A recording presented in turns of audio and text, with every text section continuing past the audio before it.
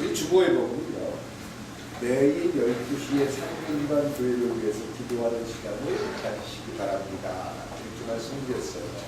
물론 지키시는 분도 있고 형편에 따라서 이렇게 지키지 못하는 경우도 있을 거예요. 근데 2018년도에는 한번 여러분들이 도전해 보시기 바랍니다. 제가 언제 한번 병원에 가서 치료를 받으면서 12시가 됐어요. 그래서 제가 조용히 눈을 감고 기도를 하는데 어떤 사람이 옆에서 그러더라고요. 천주교이세요? 아닙니다. 저 목사입니다. 목사님이세요. 근데 제 자신이 이제 그분의 얘기를 들으면서 천주교인들은 12시가 되면은 기도를 한다고 그러더라고요. 그런 얘기를 들었는데 아마 여러분들이 살아가면서 12시에 딱 맞춰놓고 하기는 쉽지 않을 거예요. 그런데 요즘 핸드폰이라는 아주 좋은 기계가 있지 않습니까? 그냥 알람만 정해놓으시면 돼요. 딸랑딸랑. 뭐 카톡만 와도 카톡아 숑 이런 얘기도 듣고 뭐 문자가 와도 문자 왔습니다 이런 알람이 연결되는 것처럼 우리 젊은 분들에게 부탁을 하시면 12시에 잠깐만 알람이 울리는 시간을 가질 수가 있을 겁니다. 그래서 어디에 있든지 1분에서 3분을 시간 보낸다는 건 이게 있고요. 운전만 하지. 운전하다가 기도할 수도 있겠죠. 눈을 뜨고. 그러니까 그 시간들을 정해놓고 여러분들이 기도할 수 있는 도전을 한번 해보시기 바랍니다.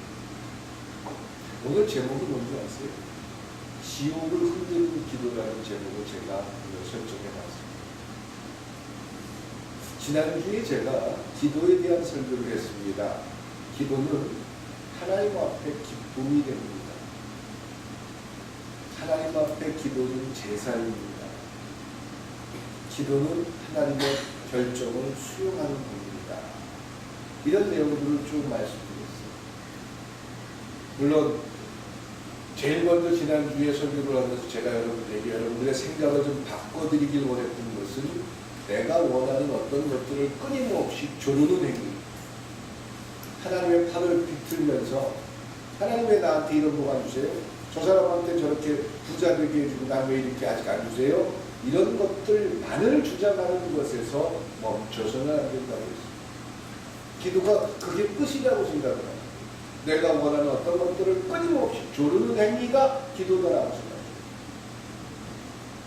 그거는 신을 만나지 못하거나 신을 온전히 신뢰하지 못하는 사람들의 기도의 행위입니다.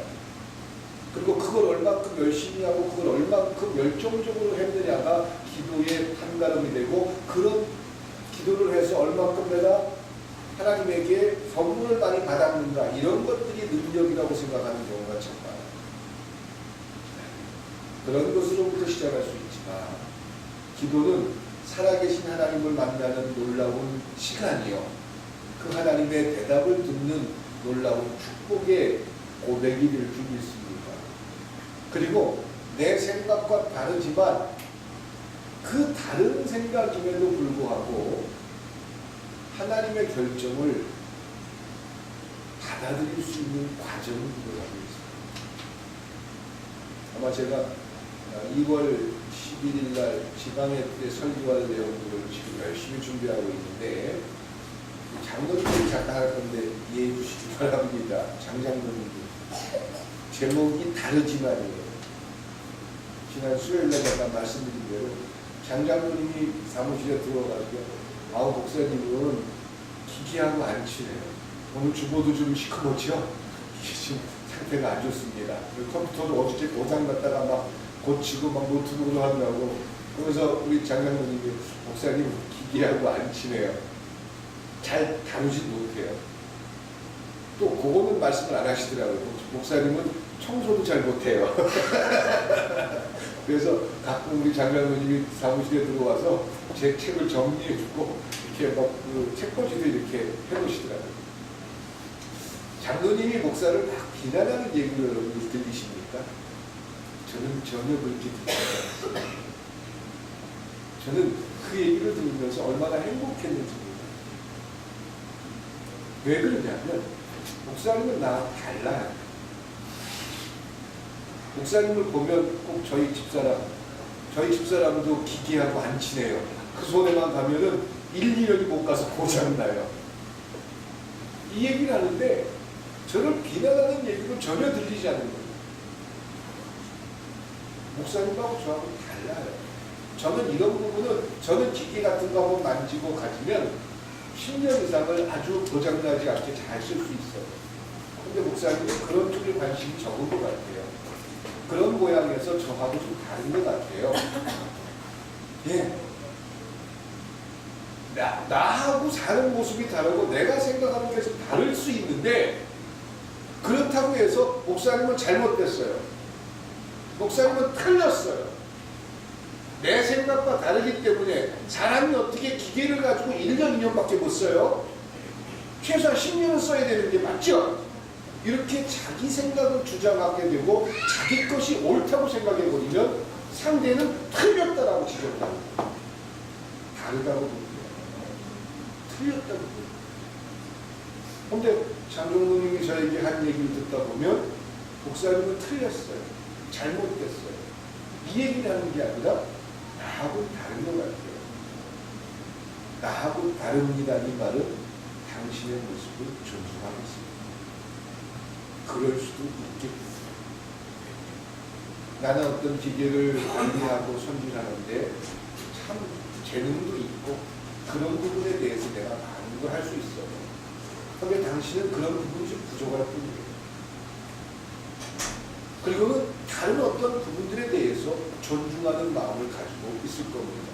장장로님 그렇죠? 내 생각에 그래요. 장로님이 저에게 목사라는 어떤 그 직과 목사라는 신분에 대해서 한 번도 원망을 하거나 그런 것들이 없는 걸 보면 그런 것들조차도 받아들이겠다라는 생각인 것 같아요. 달라는 것. 나하고는 달라요. 이걸 받아들이면 참 쉬워져요. 근데 나하고 다른 건 틀렸어. 잘못했어. 안 돼. 라고 규정을 하기 때문에 충돌이.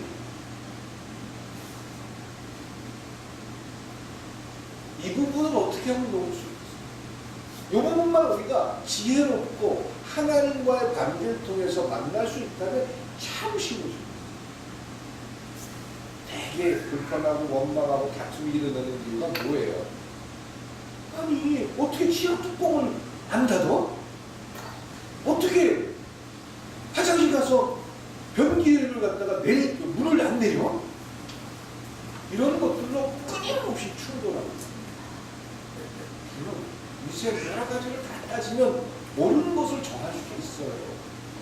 근데 참 다릅니다. 나하고 다릅니다. 나는 이런 게 참 눈에 거슬리는데 저 사람은 이게 눈에 거슬리지 않나. 이건 다른 거예요. 내 눈에는 띄어요. 장장로님 당신 들어보면 참 더럽죠? 요즘 알아? 장장로님 눈에는 그게 참 더럽게 보여요. 근데 저는 그게 나름대로 정리된 모습이야. 죄송하지만 이게 변명 같지만 왜냐하면 그렇게 막 널브러져 있는 책들 속에서 내가 필요한 걸 언제든지 꺼내. 이게 참 변명이에요. 죄송하지만 변명이에요. 그래서 저도 가끔 청소도 해요. 먼지 굴러다니는 거 보고 청소도 하고 그래요. 근데 하여간 죄송하지만 좀 더러워요. 그것도 제 있는 이대로 말이에요. 근데 다른 어떤 사람을 볼 때는 참 더러워요. 다른 거예요. 그 다르다고 생각하면 그 부분 때문에 믿거나 틀렸다라고 지적할 수가 없는 거예요. 그렇다고 청소 전혀 하지 말고 정리도 하지 말고 그렇게 살아라 이런 얘기를 드리는 거예요. 그런데 그것을 틀렸다라고 생각을 해버리는 순간부터 벽이 생긴다는 거죠. 기도라는 얘기를 하면서 왜 제가 이 말씀을 드리냐면요. 베드로가 초대교회의 가장 큰 목사였어요. 가장 예수님의 사랑을 받은 후제자였고 초대 예루살렘 교회의 감독 같은 사람이었어요. 그런데 베드로에게 굉장히 충격적인 생각이 많이 현실 속에서 찾아옵니다. 무슨 말이냐면 복음은 유대인들에게만 적용되고 예수님의 희생과 사랑은 유대인을 향한 그런 놀라운 축복이라고 생각했는데 로마라든가 고린도라든가 이런 데에 이방인들에게도 복음이 전달되고 이방인들이 교회를 세워가지고 열심히 신앙생활하는데 하나님의 영이 역사를 하는 거예요. 바울이 전도여행을 다녀와가지고는 끊임없이 그런 부분들을 이야기합니다. 하나님 역사하신 사건 그런 것들에 대해서 이야기하고 그 교회가 세워지고 베드로는 머릿속에서 하나님께서 유대인들만을 향한 하나님이 아니라 전 세계 모든 인류를 향한 하나님이구나 이걸 마음속에 느낍니다. 그런데 그런 생각을 하고 하나님의 손길이 거기 있다는 걸 아는데 고넬료라는 이방인의 집에서 부흥회를 요청했고 저희가 교회를 나갈 수 없습니다. 그 당시에 고넬료는 로마 사람이었고 대단히 높은 위치의 사람입니다. 그러니까 목사님께서 저희 집에 신방 오셔서 저희 가정을 위해서 하나님의 말씀을 전해줄 수 있겠습니까? 이렇게 전달을 해요. 베드로가 그 얘기를 듣고 고민합니다. 야, 가야 되나? 이방인인데? 하나님의 사랑은 유대인들에게만 있는 것이 어떻게 이방인들에게 하나님의 사랑이 임할 수 있어? 그들이 용서받을 수 있어? 그들은 로마 사람이다. 우리를 지배한 사람이다. 어떻게 내가 그들 앞에서 하나님의 말씀을 전해? 성령 하나님께서 베드로에게 그 집을 가라고 명령을 했는데도 베드로는 고집부립니다. 내 생각을 하죠. 하나님의 생각과 분명히 달라요. 그런데 하나님의 생각을 수용하기보다는 내 생각을 주장하면서 흘렸다라고 받아들이죠. 그래서 사도행전에 보면 하나님께서 베드로에게 환상을 보여주지요. 어떤 환상이 보여지지요? 꿈에 있는 얘기인가요?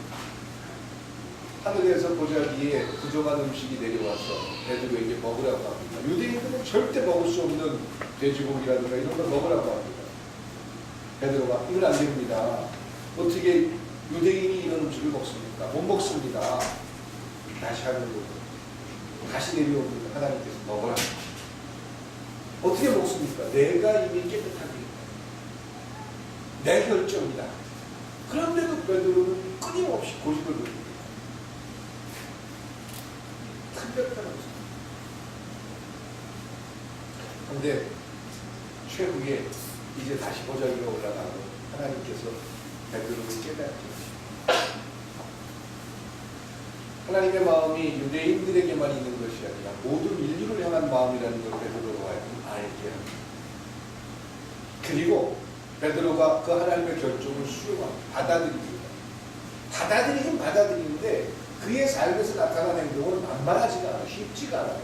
쉽게 수용하기가 어려워요. 고넬료 집에 가긴 갔는데 왠지 떡들고 그런데 그 자리에서 강력하게 성령이 역사하는 장면을 보고 베드로는 배우기 시작합니다. 베드로가 최종적으로 배운 것은 하나님의 결정은 옳습니다. 내 생각과 다를지라도 하나님의 결정은 안전합니다. 최종적으로 이걸 배우겠죠. 그런데 다른 것에 대한 새로운 시각을 깨달았습니다. 다른 거예요. 그러니까 우리가 살아가는 삶에서도 다른 것과 정의 자체를 벗어난 것은 물론 잘못된 부분이 있을 수 있지요. 이단 종파가 뭐죠? 요즘 한참 시끄럽게 하는 신천지 이런 데처럼 그들이 얘기하는 게 뭐예요? 다르다고 얘기해요? 틀렸다고 얘기해요? 일반적인 교회들은 틀렸다라고 얘기해요.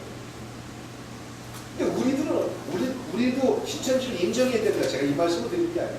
복음과 진리에 대한 부분에 대해서는 분명한 확신을 가져야 하지만 중요한 것은 우리의 삶에서 다를 수 있는 여러 가지 것들을 틀렸다라고 규정을 해보는 교회 안에서 또 이런 일들이 참 많습니다.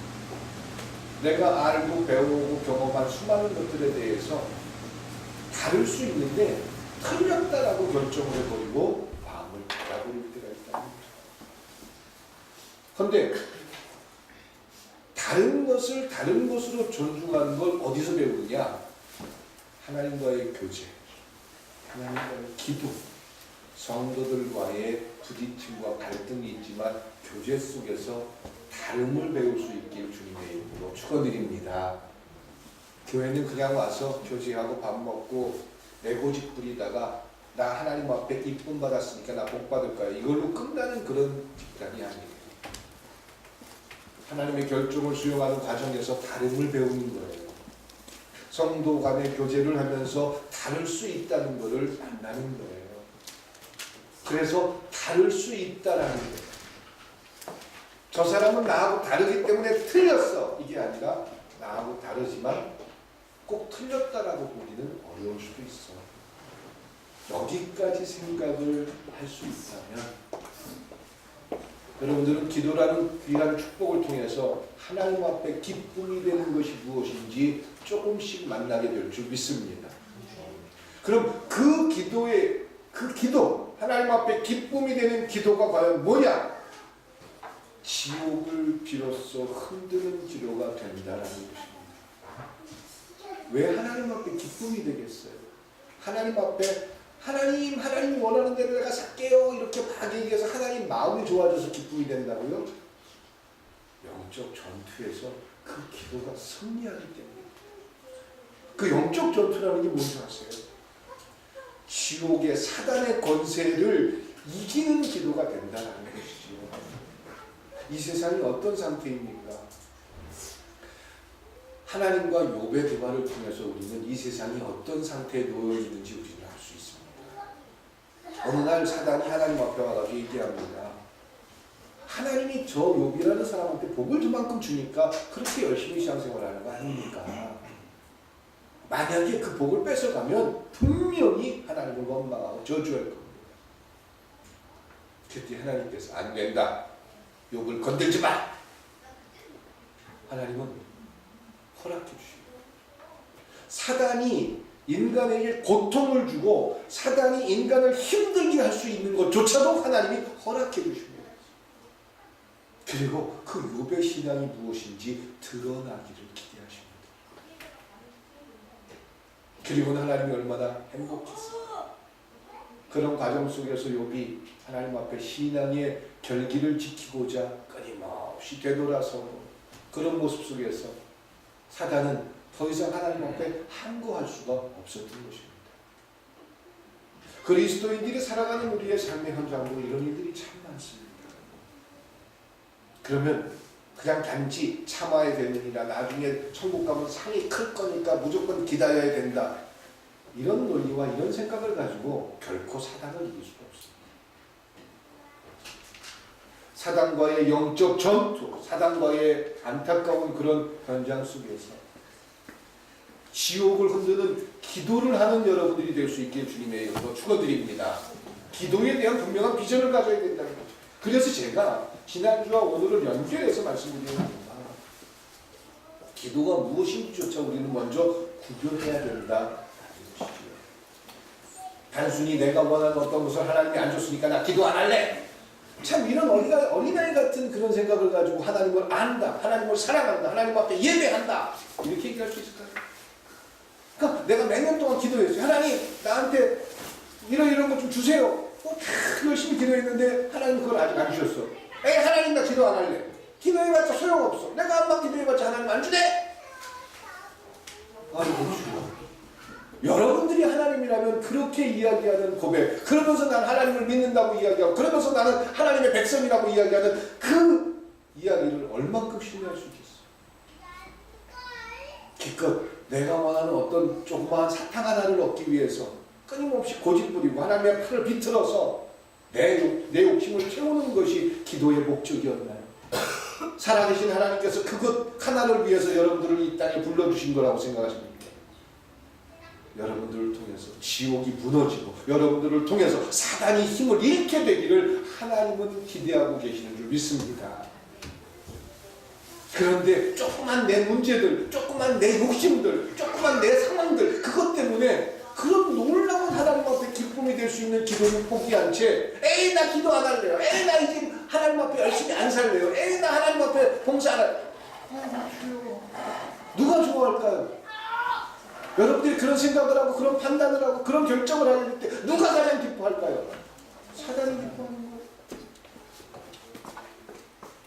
사단이 기뻐하는 모습을 갖고 있는 것이죠. 여러분들이 사단이다라는 얘기가 절대 아닙니다. 사단은 그런 모습으로 끊임없이 우리에게 찾아와서 하나님 앞에 기쁨이 될 수 있음에도 불구하고 기쁨이 되지 못하는 사람들로 자꾸 만들어 간다는 거죠.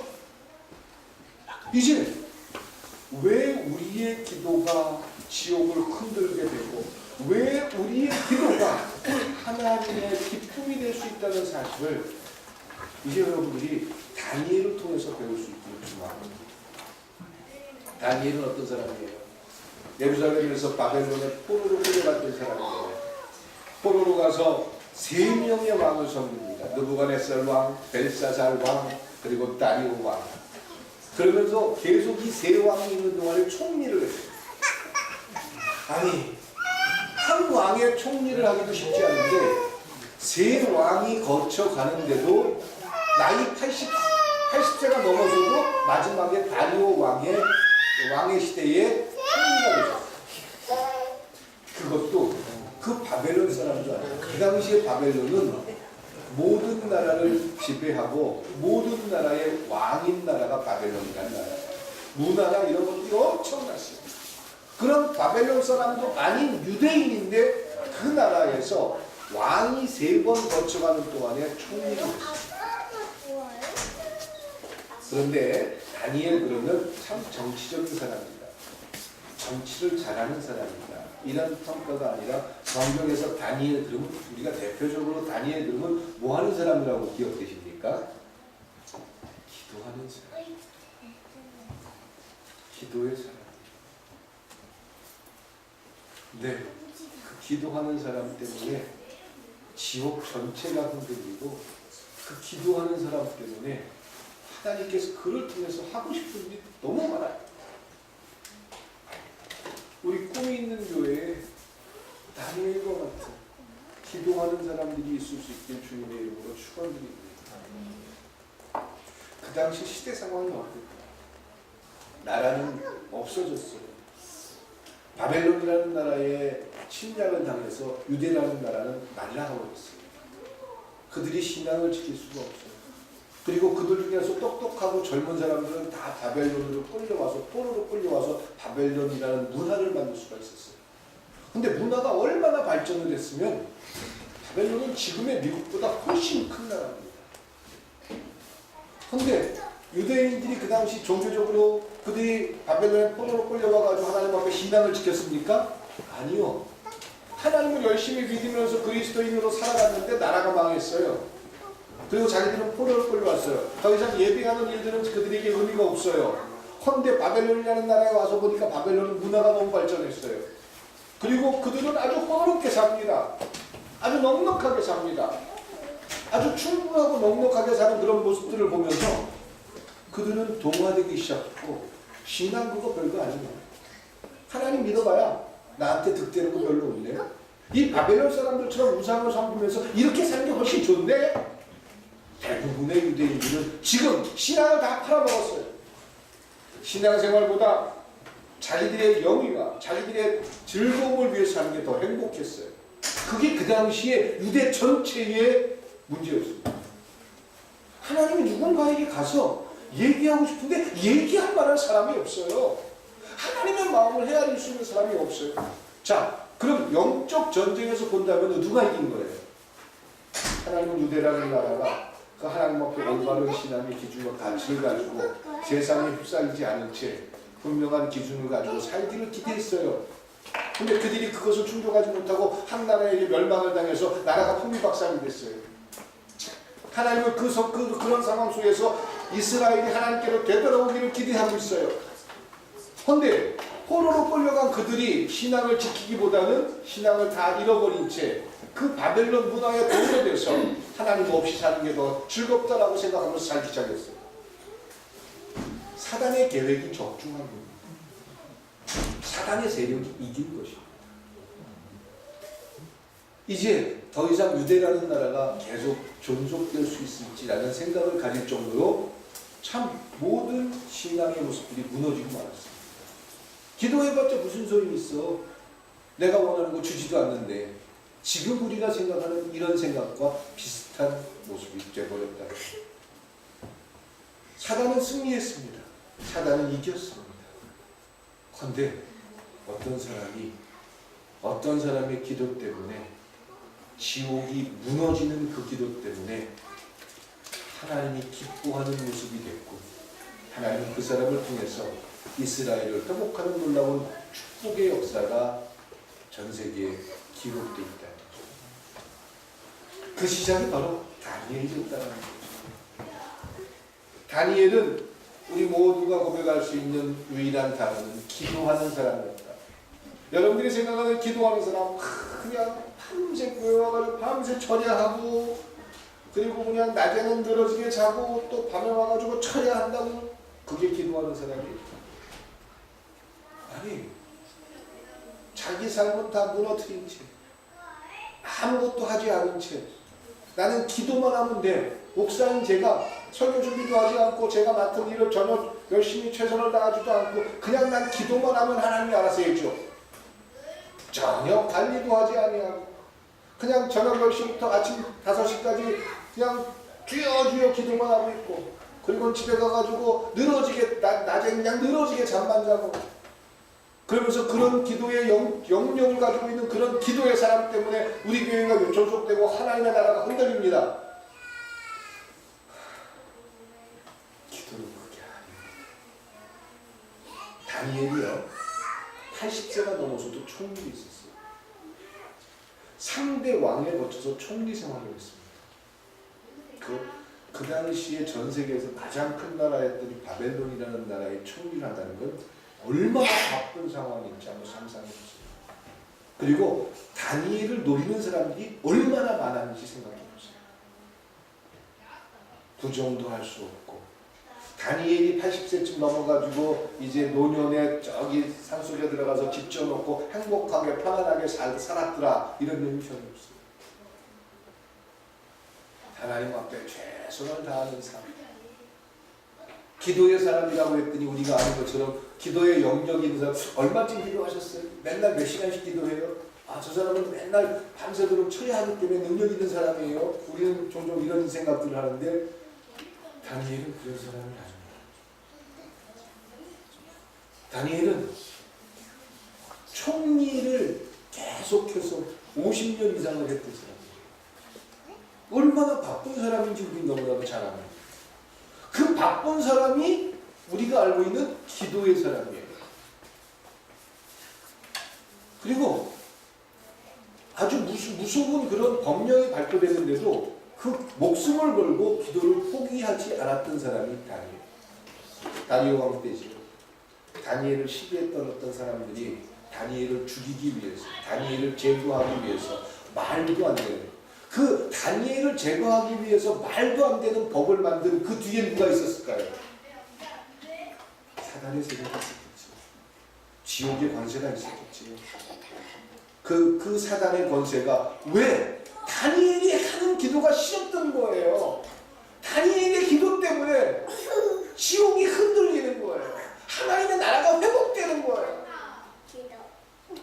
그건 내가 너를 위해서 밤새 기도하고 있으니까 너는 어디 가든지 잘 될 거야, 이런 얘기가 아닙니다. 제가 그동안 왜 잊어버리고 있었나 라고 생각했는데, 우리 예배 전 시간에 우리 어린아이들이 교회에 도착하면 무조건 우경실로 보내십시오.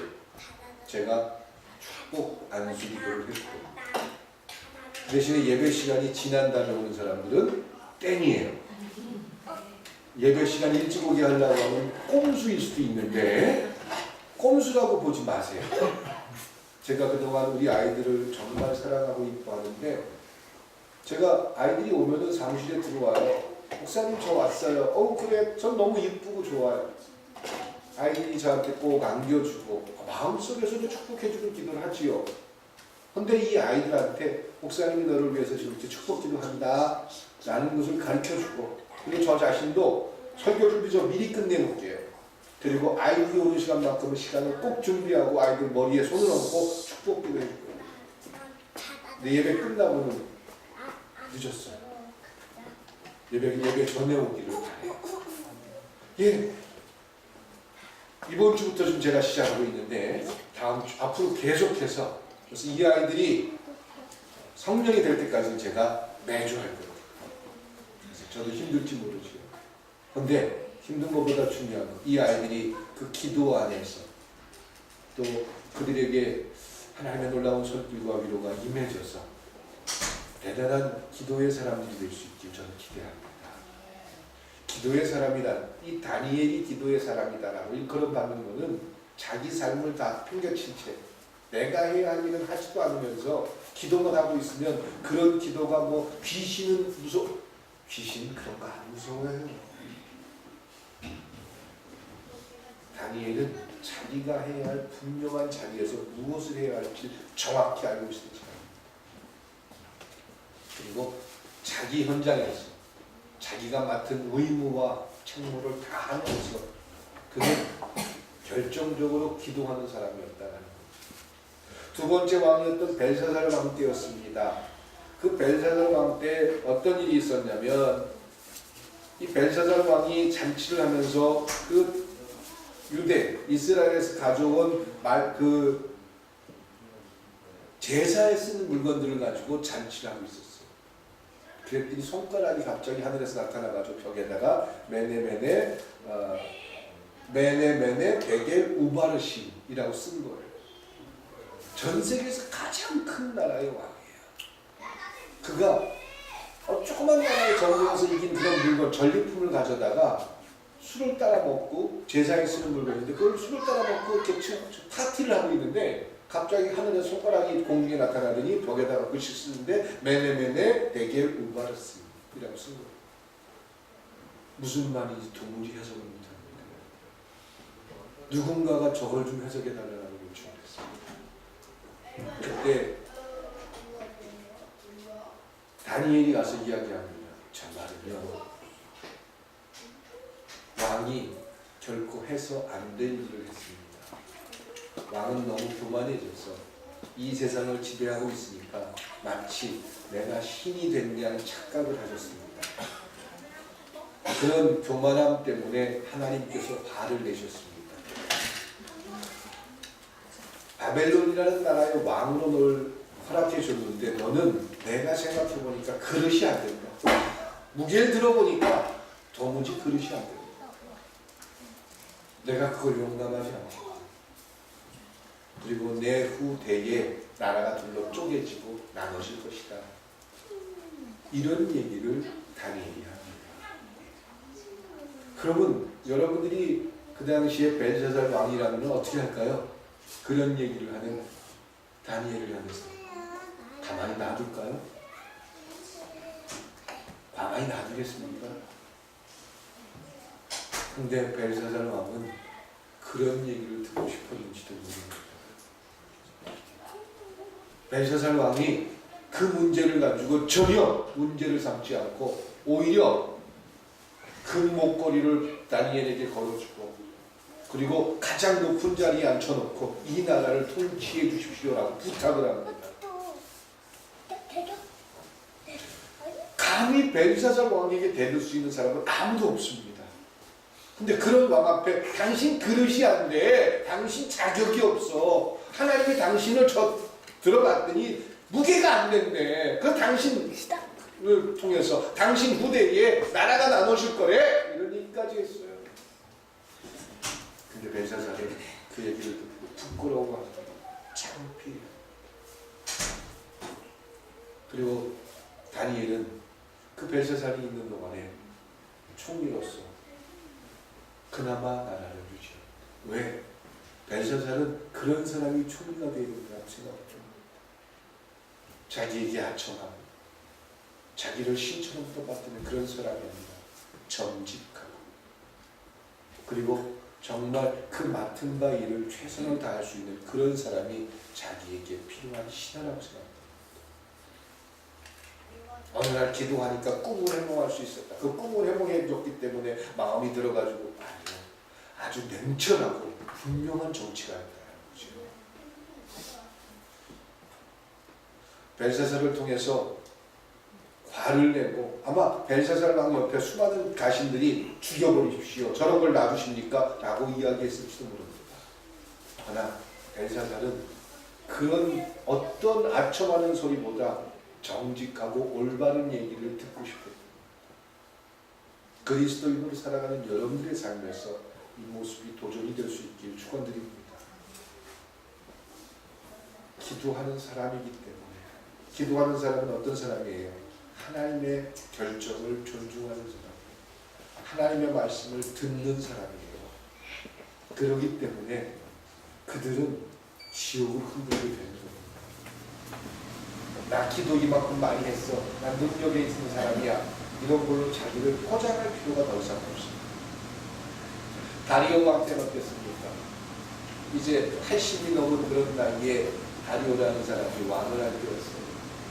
여전히 다리오가 왕이 되어 있는데도 다니엘은 총리로서 자기의 자리를 지키고 있었습니다.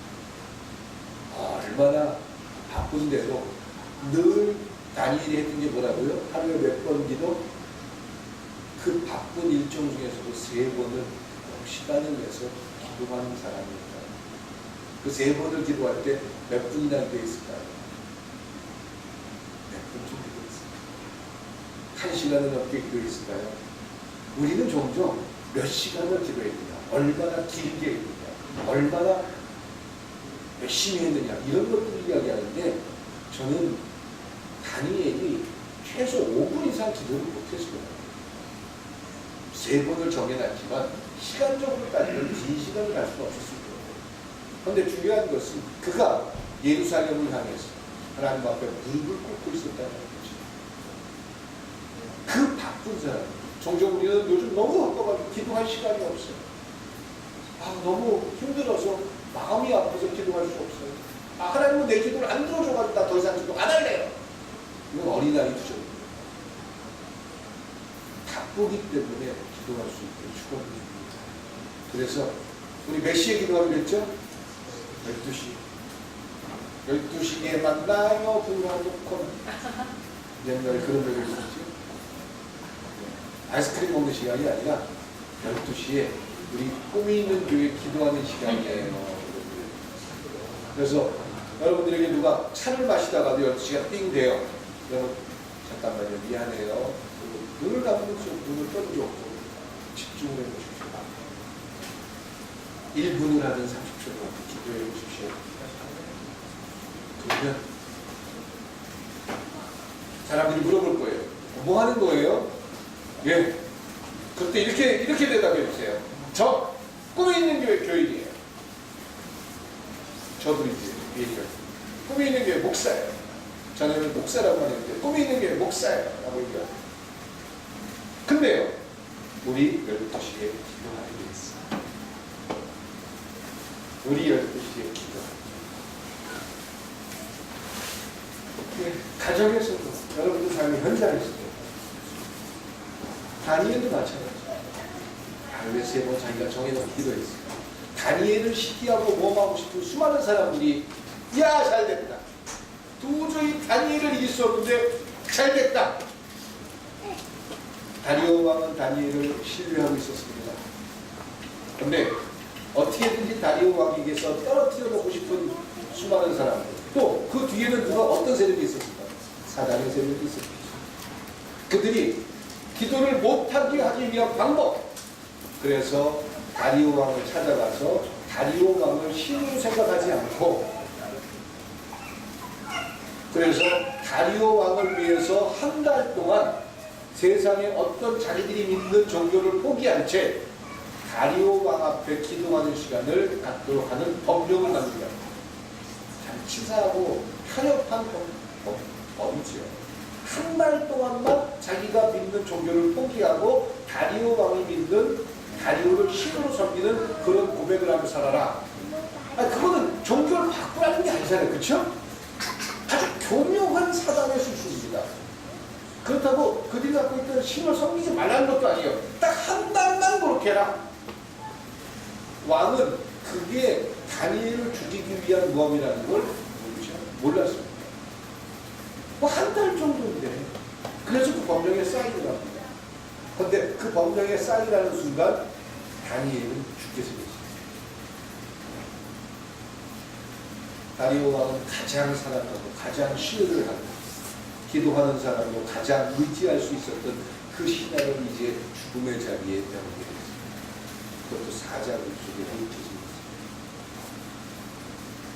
성경에 보면요, 다리오 왕이요, 이제 그 결정은 사자굴 속에 들어가서 사자와 함께 죽는 거, 사자에게 먹혀 죽는 거예요. 며칠 분기. 그 다니엘을 사자굴에 넣으면서 다리오 왕이 그 밤을 아주 그냥 하얗게 했어요.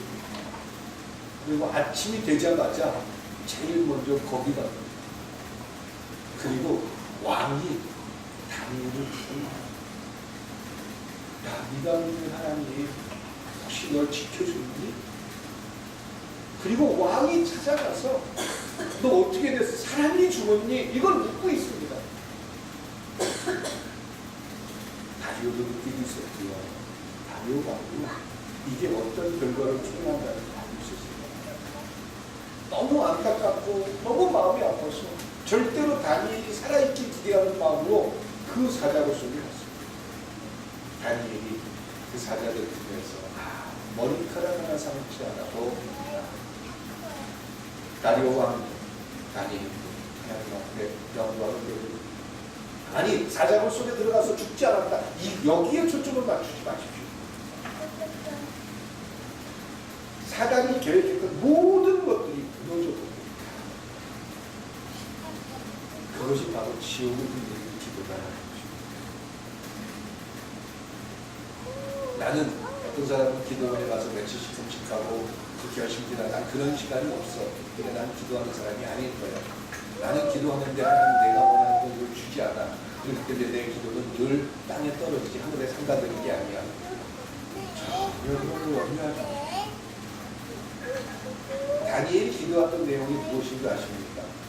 다니엘은요, 하나님, 우리 백성들이 하나님께로 마음을 되돌려 줄 수 있도록 기도합니다.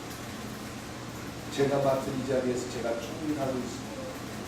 제가 부끄럽고 부정하거나 잘못된 모습이 되지 않도록 수다.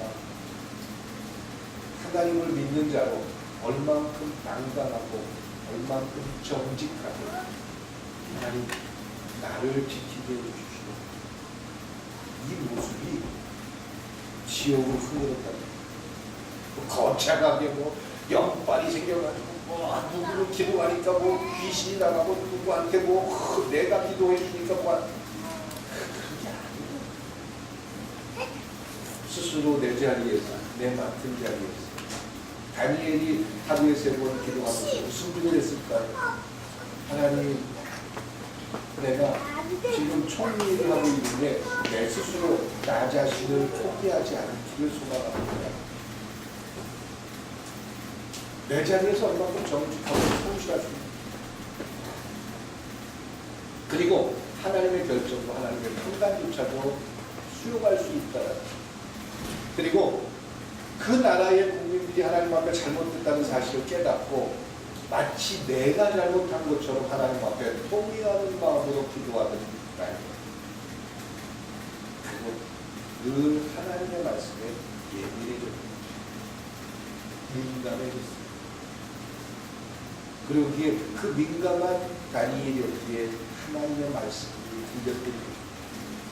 그래서 메네메네 네겔 우바르시 이 말조차도 해석할 수 있습니다. 여러분들이 살아가는 삶에서 여러분들의 모든 결정과 판단 속에서 바쁨이라는 것들 때문에 포기하지 마시고 이제 지옥을 흔드는 기도를 하는 여러분이 될 수 있길 축원드립니다. 내 욕심을 채우지 못해서 내 욕심을 만족시키기 위한 기도가 아니라 하나님 앞에 기쁨이 될 수 있는 기도를 통해서 다름이 무엇인지 배우기도 하고 하나님의 결정이 내 삶에 조금은 억울할 수 있는데도 불구하고 그리 아니하실지라도 하나님의 결정을 받아들일 수 있는 그런 고백이 여러분들의 기도를 통해서 여러분들의 삶을 통해서 지옥이 흔들려지고 사단의 세력이 무너지는 놀라운 축복으로 만나주시길 주님의 이름으로 축원드립니다. 기도드리시겠습니다.